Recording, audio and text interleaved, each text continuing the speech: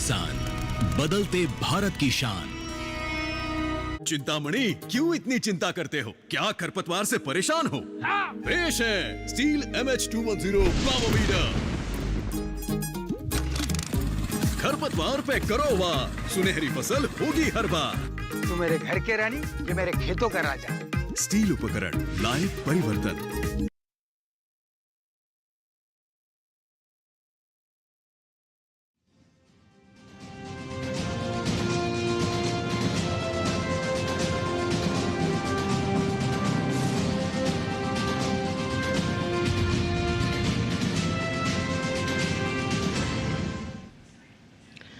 नमस्कार, किसान समाचार में आप सभी दर्शकों का स्वागत है। मैं हूं साइमा खान। नजर डाल लेते हैं सबसे पहले हेडलाइंस पर।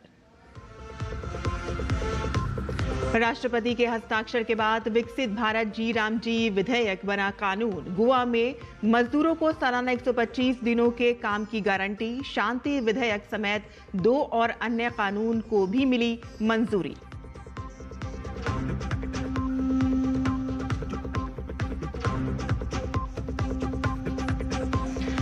उत्तर प्रदेश के मुख्यमंत्री योगी आदित्यनाथ ने किसानों को दिया 1 साल में बड़ा तोहफा। सहकारी ग्राम विकास बैंक ऋण पर ब्याज दर घटाकर किया 6%। कहा कि अब प्रदेश 1 डिस्ट्रिक्ट 1 कोऑपरेटिव बैंक की दिशा में बढ़ रहा है आगे।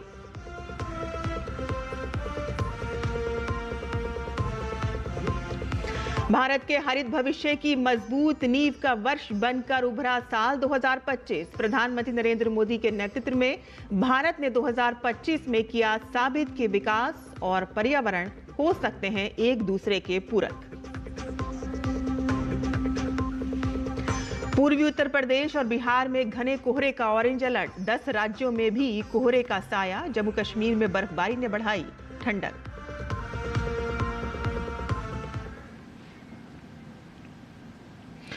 और अब समाचार विस्तार से, जहां राष्ट्रपति की मंजूरी के साथ ही विकसित भारत रोजगार और आजीविका के लिए गारंटी मिशन ग्रामीण यानी कि VBG रामजी अधिनियम 2025 कानून बन गया है।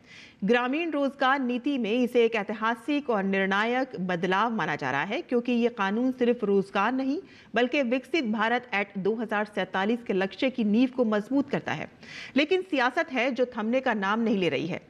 महात्मा गांधी का नाम हटाए जाने से बौखलाई कांग्रेस इस कानून को गरीब विरोधी बता रही है। लेकिन कैसे ये तर्क उसके पास नहीं दिखते, देखते हैं इस रिपोर्ट में। राष्ट्रपति की मंजूरी के साथ ही विकसित भारत रोजगार और आजीविका के लिए गारंटी मिशन ग्रामीण यानी VBG रामजी अधिनियम 2025 कानून बन गया। विकसित भारत जी रामजी कानून के तहत अब ग्रामीण परिवारों को हर वित्तीय वर्ष में 100 नहीं बल्कि 125 दिनों तक रोजगार की वैधानिक गारंटी मिलेगी। यही नहीं, अगर समय पर काम नहीं मिला तो बेरोजगारी भत्ते के प्रावधान को और ज्यादा मजबूत किया गया है और मजदूरी भुगतान में देरी होने पर अतिरिक्त राशि देने का भी कानूनी प्रावधान किया गया है। जाहिर है कि यह कानून पुराने मनरेगा अधिनियम की जगह एक आधुनिक, जवाबदेह और भविष्य उन्मुख ढांचा लेकर आया है। इस कानून की सबसे बड़ी खासियत है स्थानीय नेतृत्व को शक्ति। अब योजना बनाने और काम तय करने की अगुवाई ग्राम सभा और पंचायतें करेंगी, यानी दिल्ली से नहीं, गांव से विकास की दिशा तय होगी। जल संरक्षण, ग्रामीण इंफ्रास्ट्रक्चर, आजीविका आधारित गतिविधियां और प्राकृतिक आपदाओं से बचाव जैसे कार्य स्थानीय जरूरतों के हिसाब से किए जाएंगे।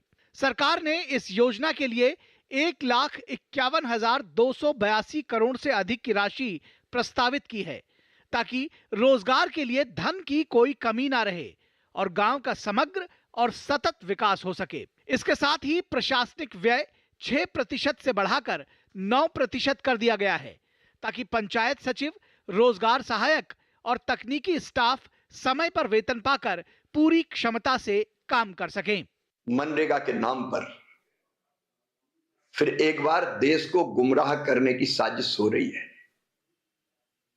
भ्रम फैलाए जा रहे हैं, जबकि सच्चाई यह है विकसित भारत जी रामजी योजना मनरेगा के आगे का कदम है।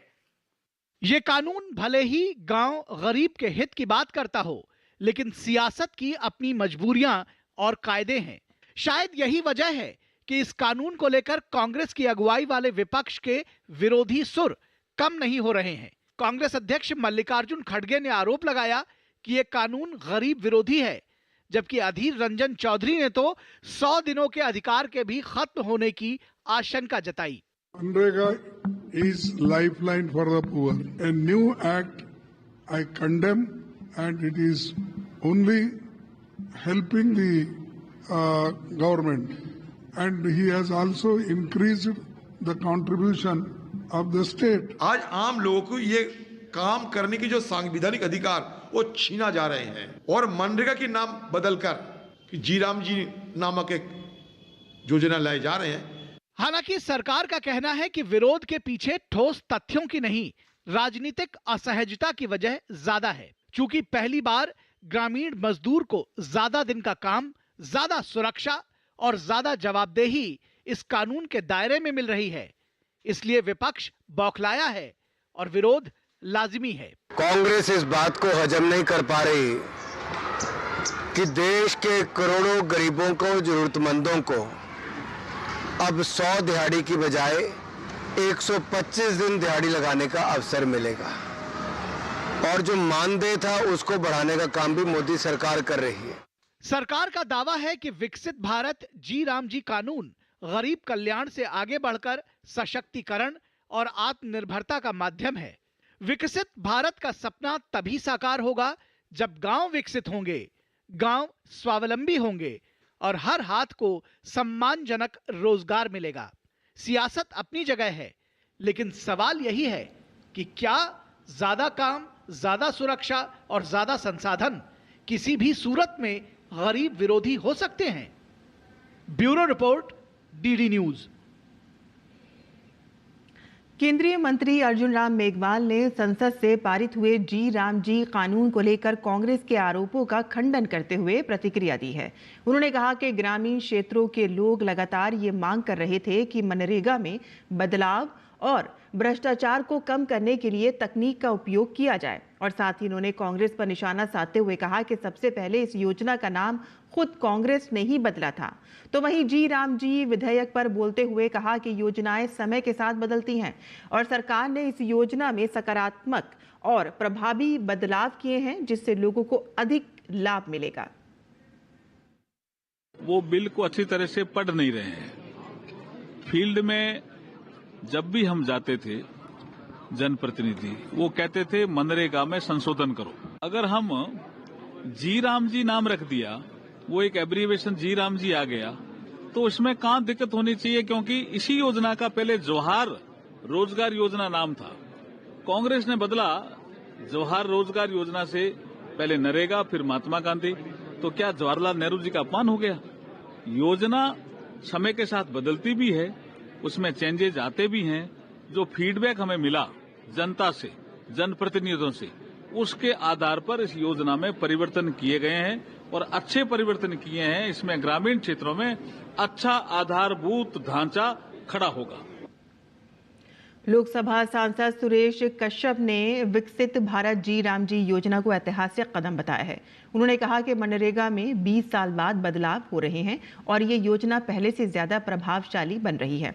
उन्होंने कहा कि नई योजना में भ्रष्टाचार और फर्जीवाड़े पर पूरी तरह से लगाम लगेगी।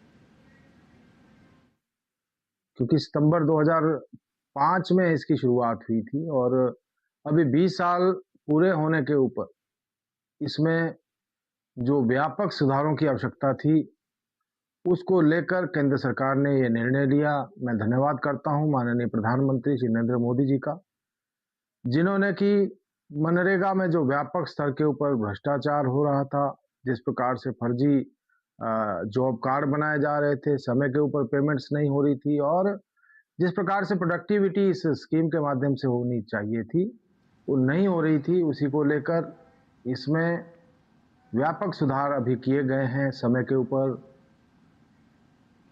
राजस्थान के बालोतरा में महिलाओं ने विकसित भारत जी राम जी बिल पर का स्वागत करते हुए इसको लेकर प्रधानमंत्री नरेंद्र मोदी को धन्यवाद दिया। महिलाओं ने इसे केंद्र सरकार की नई पहल बताया और इससे ग्रामीण विकास के साथ ही महिला सशक्तिकरण को बढ़ावा मिलेगा। महिलाओं ने कहा है कि पहले 100 दिन का रोजगार मिलता था और अब इसके आने के बाद 125 दिन का मिलेगा और इससे उनकी आर्थिक स्थिति मजबूत होगी, परिवार में और पैसा आएगा जिससे वे अपने बच्चों को अच्छी शिक्षा दे सकेंगी और विकसित भारत 2047 का सपना साकार होगा। महिलाओं ने कहा कि उनको घर के पास ही रोजगार उपलब्ध होने से आर्थिक स्थिरता बढ़ेगी। मोदी जी को बहुत बहुत धन्यवाद। पहला 100 दिन मिलता था, हमको अब ये 125 दिन मिलता है। बच्चों की कोई फीस वगैरह घर चलाने में बहुत आसानी होती है। ये 100 दिन की योजना मिलती है, हमें 125 दिन की योजना मिल रही है। मोदी जी के मैं बहुत बहुत धन्यवाद बोलना चाहती हूँ। बच्चों को पढ़ाने की सुविधा मिली है, घर चलाने की सुविधा मिली है। पहला 100 दिन कराया था, हमें 125 दिन करा रही हो, 1 महीना बजा रही हो तो हमारे महिला वास्ते तो पहला हमारे मतलब थोड़ा देखना पड़ता, हमें टाइम पैसा आवे, मैं टाइम धंधा माता आवे तो टाइम पाया आवे तो हमारे घर सही चलतो है। तो मोदी जी हमारे वास्ते बड़े कोई करे तो धन्यवाद है मोदी जी ने। मुख्यमंत्री योगी आदित्यनाथ ने उत्तर प्रदेश के किसानों को नए साल में बड़ा तोहफा दिया है। लघु और सीमांत किसानों को बड़ी राहत देते हुए सहकारी ग्राम विकास बैंक से ऋण पर ब्याज दर घटाकर 6% करने की घोषणा की गई है और साथ ही मुख्यमंत्री ने अंतर्राष्ट्रीय सहकारिता वर्ष 2025 के तहत इंदिरा गांधी प्रतिष्ठान में आयोजित युवा सहकार सम्मेलन और यूपी को कोऑपरेटिव एक्सपो 2025 का शुभारंभ भी किया। और इसी दौरान मुख्यमंत्री ने कहा कि सहकारिता आपसी विश्वास, सामाजिक समता और आत्मनिर्भरता की मजबूत नींव है। उन्होंने बताया कि प्रदेश अब 1 डिस्ट्रिक्ट 1 कोऑपरेटिव बैंक की दिशा में आगे बढ़ रहा है और सहकारी बैंक अब किसानों की समृद्धि में अहम भूमिका निभा रहे हैं। उत्तर प्रदेश सहकारी ग्राम विकास बैंक LDB का जो रेट ऑफ इंटरेस्ट है लगभग 11.5% है। अब हम लोग इसको कम करने की दिशा में आगे बढ़ रहे हैं और इसके लिए मैं चाहूंगा कि यह लोन अब किसान को 6% पर मिले। लघु और सीमांत किसान को प्रदेश के अंदर मुख्यमंत्री कृषक समृद्धि योजना के अंतर्गत हम लोग 6% पर इस ब्याज को LDB के माध्यम से उपलब्ध करवाएंगे। सोयाबीन के बाद अब मध्य प्रदेश सरकार किसानों को सरसों और मूंगफली का भी समर्थन मूल्य यानी कि MSP उपलब्ध कराने के लिए भावांतर योजना लागू कर सकती है। 17 दिसंबर के दिन मध्य प्रदेश विधानसभा में हुई चर्चा के दौरान मध्य प्रदेश के सहकारिता मंत्री विश्वास कैलाश सारंग ने कहा कि राज्य सरकार भावांतर योजना में किसानों को सरसों और मूंगफली का लाभ भी देने की कार्य योजना बना रही है और साथ ही प्रदेश में मौसम आधारित बीमा योजना शीघ्र ही प्रारंभ की जाएगी। किसानों को उर्वरक उपलब्ध कराने के लिए होम डिलीवरी सेवा भी शुरू करने का प्रयास किया जा रहा है।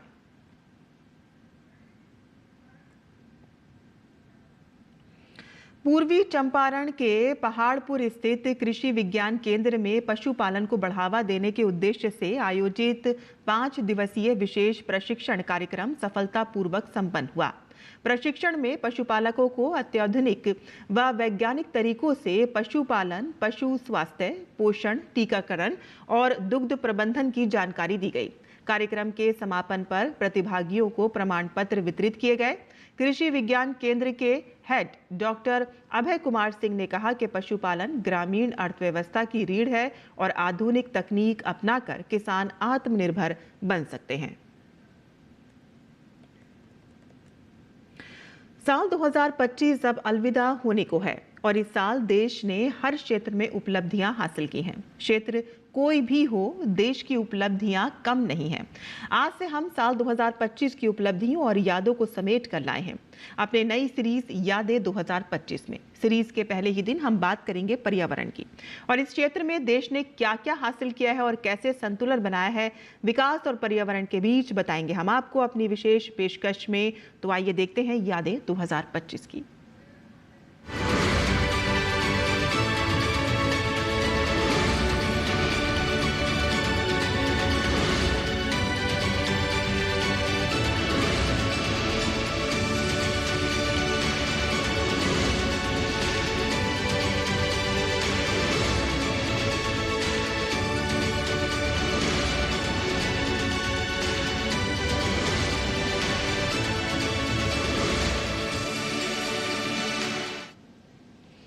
प्रधानमंत्री नरेंद्र मोदी के नेतृत्व में भारत ने 2025 में ये साबित कर दिया है कि विकास और पर्यावरण एक दूसरे के पूरक हो सकते हैं।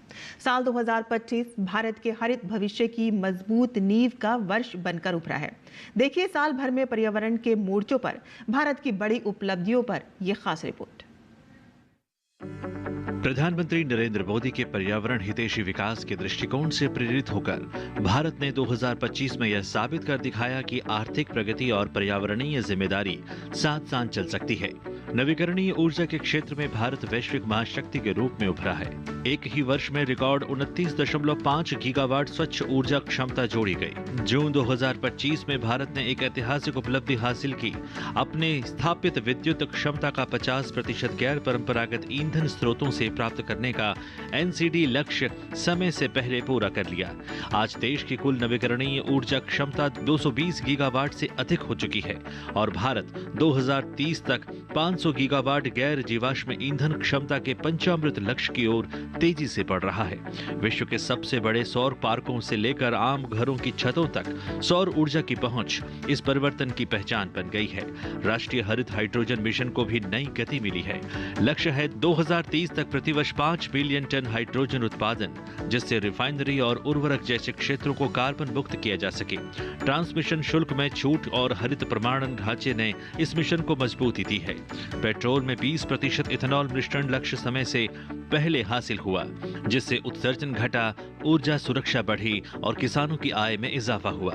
पर्यावरण के साथ साथ वनों और जैव विविधता पर भी भारत का फोकस साफ दिखाई दिया। एएफओ की ग्लोबल फॉरेस्ट रिसोर्स असेसमेंट 2025 के अनुसार भारत कुल वन क्षेत्र में दुनिया के 9वें स्थान पर पहुंच गया है और वन क्षेत्र में शुद्ध वार्षिक वृद्धि के मामले में तीसरा स्थान बरकरार रखा है। राष्ट्रीय स्वच्छ ऊर्जा कार्यक्रम के तहत 130 शहरों में स्वच्छ वायु सर्वेक्षण 2025 आयोजित किया गया, जिसमें सर्वश्रेष्ठ प्रदर्शन करने वाले शहरों को सम्मानित किया गया। वहीं इंदौर और उदयपुर दुनिया के 31 वेटलैंड मान्यता प्राप्त शहरों की सूची में शामिल हुए। वन्य जीव संरक्षण भी राष्ट्रीय प्राथमिकता बना रहा। गिर राष्ट्रीय उद्यान से प्रधानमंत्री ने भारत की पहली नदी डॉल्फिन गणना की घोषणा की। 8 राज्यों में 6,300 से अधिक डॉल्फिन दर्ज की गई। प्रोजेक्ट चीता ने 2025 में इतिहास रच दिया। कुनो राष्ट्रीय उद्यान में न केवल चीतों की स्थिर आबादी बनी रही, बल्कि 70 वर्षों बाद भारत में जन्मे पहले शावक भी यहीं देखे गए। इसके साथ ही national great Indian bustard conservation action plan, घड़ियाल संरक्षण और एशियाई शेरों की निगरानी को मजबूत किया गया। 16वीं शेर जनगणना की तैयारी भी तेज रही। वैश्विक मंच पर भी भारत ने नेतृत्व किया, जिसमें प्लास्टिक प्रदूषण समाप्त करने पर जोर दिया गया। एक पेड़ मां के नाम जैसे अभियानों ने जन भागीदारी को नई ऊर्जा दी। 2025 में बोत्सवाना ने राष्ट्रपति द्रौपदी मुर्मू की राजकीय यात्रा के दौरान 8 चीतों को भारत को सौंपकर प्रोजेक्ट चीता के माध्यम से दोनों देशों के रिश्तों को और मजबूत किया। 2025 भारत के हरित परिवर्तन का निर्णायक वर्ष रहा, जहां मजबूत नीतियां, लोगों की सहभागिता और उद्देश्य स्पष्ट नजर आया। साथ ही विश्व को संदेश दिया कि विकास और प्रकृति की रक्षा साथ साथ संभव है। Chandrashekhar, DD news. और अब बात करते हैं मौसम की, जहां उत्तर और मध्य भारत इस वक्त कड़ाके की ठंड और घने कोहरे की गिरफ्त में है। मौसम विभाग ने पूर्वी उत्तर प्रदेश और बिहार के लिए आज घने कोहरे का ऑरेंज अलर्ट जारी किया है, तो वहीं उत्तराखंड, हरियाणा, चंडीगढ़, पश्चिमी उत्तर प्रदेश और उत्तरी मध्य प्रदेश और बिहार में भी दिन भर घना कोहरा छाए रहने की आशंका जताई गई है। मौसम विभाग के अनुसार बिहार, झारखंड और अंदरूनी ओडिशा में अगले 2 दिनों तक कोहरे का असर बना रह सकता है और कुछ इलाकों में दृश्यता 0 तक पहुंचने की चेतावनी भी दी गई है। उधर पहाड़ी राज्यों में मौसम का मिजाज अलग है। जम्मू कश्मीर, लद्दाख और उत्तर पूर्वी हिमाचल प्रदेश के ऊंचाई वाले इलाकों में आज कुछ स्थानों पर भारी बारिश और बर्फबारी की संभावना जताई गई है। प्रशासन ने लोगों को सतर्क रहने और अनावश्यक यात्रा से बचने की सलाह दी है। लद्दाख के करगिल जिले में बीती रात से हल्की से मध्यम स्तर की बर्फबारी हो रही है। मौसम विभाग के अनुसार आने वाले दिनों में भी जोजिला, दराज और जांस्कर में मध्यम से भारी बर्फबारी होने की संभावना है और इससे जोजिला पास पर यातायात बाधित रह सकता है। कई उड़ानें भी रद्द होने की आशंका है। मौसम विभाग स्थानीय लोगों और पर्यटकों को सतर्क रहने की सलाह दी है। देख रहे हैं कि यहाँ पे बर्फबारी शुरू हुई है और हर साल की तरह इस साल भी हुआ तो थोड़ा बहुत लेट शुरू हुआ, पर ऊपर वाले का शुक्र है कि तेज़ बर्फ़बारी हो रही है। इसके साथ हमारे यहाँ के जो लोकल जो हमारे खेतीबाड़ी जो करते हैं लोग, किसान हैं, बहुत खुश है इस बर्फ़बारी की वजह से, क्योंकि इस तरह अगर बर्फ़बारी हुआ तो हमें नेक्स्ट समर में बहुत सारे हमारे यहाँ पे खेत खलिहान जो है वो सरसब्ज रहते हैं, और हम ऊपर वाले से दुआ करते हैं कि इसी तरह बर्फ़बारी होती रहे। करगिल टाउन में जो है आज सुबह से ही बदस्तूर जो है ये स्नोफॉल हो रही है, तो लोगों में काफ़ी खुशी की लहर है, क्योंकि गर्मी में जो है इसी की वजह से जो है हमें पानी की जो है जितनी भी किल्लत हो जाते हैं या जो कुछ हो जाते हैं, तो उस चीज़ को ख़त्म हो जाते हैं इस बर्फ़बारी की वजह से। और अब बात कर लेते हैं मौसमी खेती की। किसान इस मौसम में कैसे रखें अपनी खेती का ख्याल, आइए देखते हैं। नमस्कार, आप देख रहे हैं डीडी किसान। मैं हूं एआई कृष और आज हम भारत के विभिन्न राज्यों में होने वाली खेती किसानी से संबंधित सलाहों के बारे में पूरी जानकारी देंगे। जम्मू और कश्मीर के उप उष्णकटिबंधीय क्षेत्र में पछेती किस्म के गेहूं की बुवाई जारी रखें। यहां के किसान तैयार तोरी की तुड़ाई का काम करें। जम्मू कश्मीर के मध्य इलाकों में सूखे मौसम की स्थिति को देखते हुए फसलों में निराई गुड़ाई का काम करें। 1 महीने पहले बोए गए गेहूं, सरसों, चना और मटर के खेतों से खरपतवार निकालें। सब्जियों की फसलों को पाले से बचाने के लिए उन्हें पुआल या किसी अन्य उपयुक्त सामग्री से बने छप्पर से ढके। घाटी के समशीतोष्ण क्षेत्र में अच्छी तरह से तैयार खेतों में प्याज और लहसुन की रोपाई करें। कोमल पौधों के नुकसान से बचने के लिए सुबह ओस या पाला पड़ते समय खेतों में काम करने से बचें। पौधों को ठंड से बचाने के लिए जड़ों में चारों तरफ पुआल, सूखी पत्तियों या फसल के अवशेषों का उपयोग करके मल्चिंग करें। उत्तराखंड में गेहूं, चना, मसूर, राई और सरसों की फसल को पाले से बचाने के लिए शाम के समय हल्की सिंचाई करें। सब्जियों और अन्य पौधों में भी सिंचाई करते रहें। फलों के छोटे पौधों को पाले से बचाने के लिए पालारोधी ढांचे बनाएं। उत्तराखंड के भाबर और तराई क्षेत्र में देरी से बोई जाने वाली मसूर और चने की बुवाई जल्द से जल्द पूरी कर लें। तैयार टमाटर की तुड़ाई और फूल गोभी की कटाई करें। उत्तराखंड के किसान मटर और मूली की बुवाई जारी रखें। पहाड़ी इलाकों में प्याज की रोपाई जारी रखें। उत्तराखंड के उप आर्द्र वाले उप उष्णकटिबंधीय इलाकों में टमाटर की नर्सरी तैयार करें।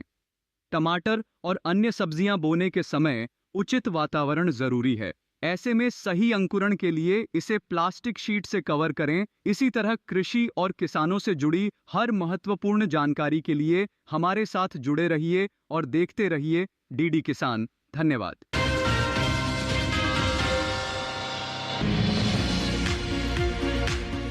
इस समय पालक की बुआई की जा सकती है। पालक को मैदानी और पहाड़ी दोनों क्षेत्रों में बोया जा सकता है। वैसे तो इसे किसी भी प्रकार की मिट्टी में बोया जा सकता है, फिर भी दोमट मिट्टी इसके लिए सर्वोत्तम मानी जाती है। अलग अलग राज्यों के लिए अलग अलग किस्में हैं। किसान वैज्ञानिकों से सलाह लेकर बीज का चुनाव कर सकते हैं। अच्छी नमी से बुआई करने पर तुरंत सिंचाई की जरूरत नहीं पड़ती। फिर भी बुआई के 8 से 10 दिन बाद सिंचाई करना आवश्यक है। इसके बाद 10 से 15 दिन के अंतराल पर सिंचाई करते रहें। पत्तियों की हर कटाई के बाद सिंचाई करना ना भूलें। खरपतवार नियंत्रण के लिए बोने के 15 से 20 दिन बाद पहली निराई गुड़ाई कर दें। पालक के लिए 2 से 3 बार निराई गुड़ाई करनी चाहिए। पत्तेदार सब्जियों में आमतौर पर बीमारी नहीं लगती, फिर भी अगर बीमारी लग जाए तो कटाई के बाद दवा छिड़कें ताकि पत्तियों पर दवाई का असर ना हो। वैसे पालक में सर्कोस्पोरा लीफ स्पॉट और डंपिंग ऑफ जैसी बीमारियों की आशंका रहती है। लीफ माइनर, चैंपा, माहू और इल्ली जैसे कीट पालक की पत्तियों को नुकसान पहुंचा सकते हैं। बचाव के लिए विशेषज्ञों की सलाह पर उचित दवाएं छिड़कें। ध्यान रखें कि फसल में किसी भी प्रकार की दवा का छिड़काव करने से पहले कृषि विशेषज्ञों से सलाह जरूर लें। पालक की 1 हेक्टेयर में 80 से 100 क्विंटल तक पैदावार होती है। इसे कई बार काटा जा सकता है।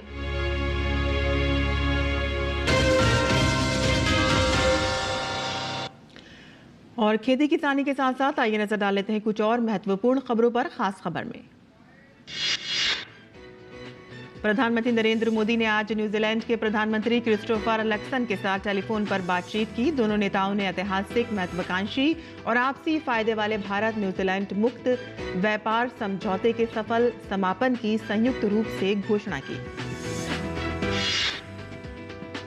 पश्चिम बंगाल में संदेश खाली कांड के मुख्य आरोपी आलिम मोल्ला को गिरफ्तार कर लिया गया है। आरोपी आलिम मोल्ला पर शेख शाहजहां के खिलाफ दर्ज कई मामलों के महत्वपूर्ण गवाह भोला घोष की योजनाबद्ध तरीके से हत्या करने की कोशिश का आरोप है। चुनाव आयोग आगामी शनिवार से सुनवाई शुरू करने की तैयारी कर रहा है और इस प्रक्रिया के लिए 3,500 कर्मचारियों को माइक्रो ऑब्जर्वर के रूप में नियुक्त किया जाएगा।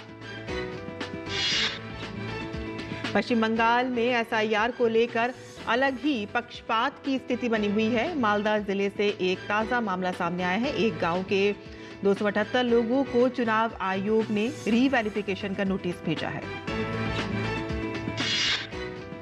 आज राष्ट्रीय गणित दिवस है और यह दिवस 22 दिसंबर को महान गणितज्ञ श्रीनिवास रामानुजन की जयंती पर मनाया जाता है। प्राचीन भारत में शून्य की खोज से लेकर आज के दौर की तकनीक, अंतरिक्ष मिशन, बैंकिंग और डिजिटल दुनिया तक गणित हर प्रगति की नींव है। राजगीर में नालंदा लिटरेचर फेस्टिवल की शुरुआत हुई। कार्यक्रम का उद्घाटन बिहार के राज्यपाल आरिफ मोहम्मद खान ने किया। 5 दिवसीय इस साहित्यिक आयोजन में देश विदेश के प्रतिष्ठित साहित्यकार, चिंतक और कलाकार भाग लेंगे। किसान समाचार में आज के लिए बस इतना ही। अनुमति दें। नमस्कार।